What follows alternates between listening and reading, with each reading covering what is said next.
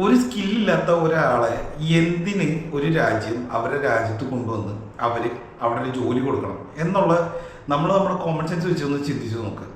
കാരണം അൺസ്കിൽഡ് എന്ന് പറയുമ്പോൾ ഒരു സ്കില്ലില്ലാത്ത ഒരാളാണ്. ഒരു സ്കില്ലില്ലാത്ത ആളെ നിങ്ങളുടെ നാട്ടിൽ നിങ്ങളുടെ വീട്ടിൽ കൊണ്ടുവന്നിട്ട് എന്തെങ്കിലും ഒരു പണി ചെയ്യാൻ നിങ്ങൾ കൊടുക്കുമോ?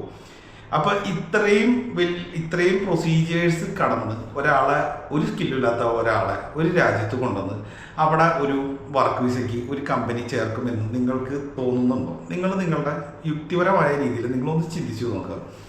ഈ അൺസ്കിൽഡ് കാറ്റഗറി വിസ, ഞാൻ ഇതിനു മുമ്പ് പലപ്പോഴും പറഞ്ഞിട്ടുള്ള കാര്യമാണ്. അൺസ്കിൽഡ് വർക്ക് വിസ എന്ന് പറഞ്ഞൊരു സംഭവം ഇല്ല. ഓരോ രാജ്യങ്ങളിലും അവരുടേതായ ഓരോ കാറ്റഗറി ഉണ്ട് വിസയ്ക്ക്. ഫോർ എക്സാമ്പിൾ ഇപ്പോൾ ഞാൻ UK പറയണം, ഏറ്റവും സിമ്പിൾ ആണെങ്കിൽ ടയർ 1 to ടയർ 6 കാറ്റഗറിയിലാണ് വിസ ഉള്ളത്. ടയർ 1 വിസ എന്ന് പറഞ്ഞു കഴിഞ്ഞാൽ ഡിപ്ലോമാറ്റിക് വിസയാണ്. ടയർ 2 വിസ എന്ന് പറഞ്ഞാൽ വർക്ക് വിസയാണ്. ഇനി ടയർ 3 എന്ന് പറഞ്ഞു കഴിഞ്ഞാൽ ടെമ്പററി വർക്ക് വിസാസ് ആണ്. ഇനി ടയർ 4 എന്ന് പറഞ്ഞ സ്റ്റുഡൻറ് വിസയാണ്. 5 വിസ എന്ന് പറഞ്ഞു കഴിഞ്ഞാൽ ഈ മൊബിലിറ്റി പ്രോഗ്രാം പോലെയുള്ള ഷോർട്ട് ടേം വിസയ്ക്ക് വരുന്നതാണ്. അപ്പോൾ ഇത് എല്ലാ രാജ്യങ്ങളിലും ഇപ്പോൾ US H1B H2 എന്നൊക്കെ പറഞ്ഞിട്ടുള്ള പല കാറ്റഗറിയാണ് വിസ ഉള്ളത്. ഇതിൽ ഏത് കാറ്റഗറിയിലാണ് അൺസ്കിൽഡ് ആയിട്ടുള്ള വിസ വരുന്നത് എന്ന് ഇന്നവരെ എനിക്ക് മനസ്സിലായിട്ടില്ല.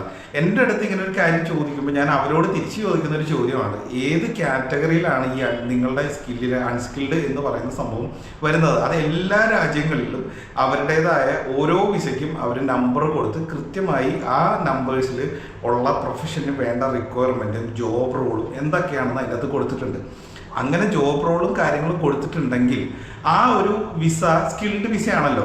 ഇപ്പം ചിലവരുടെ അടുത്ത് ചോദിക്കാറുണ്ട് ഡ്രൈവറിൻ്റെ വേക്കൻസി ഉണ്ടോ? അതേപോലെ പണ്ടേ മുതൽ നമ്മുടെ നാട്ടിൽ ഓടിക്കൊണ്ടിരിക്കുന്ന ഒരു നുണക്കഥയാണ് അവിടെ ഫാമിൽ ആപ്പിൾ പറിക്കാൻ പോണതും മറ്റേ ചെറി പറിക്കാൻ പോണതും സ്ട്രോബെറി പറിക്കാൻ പോണതും.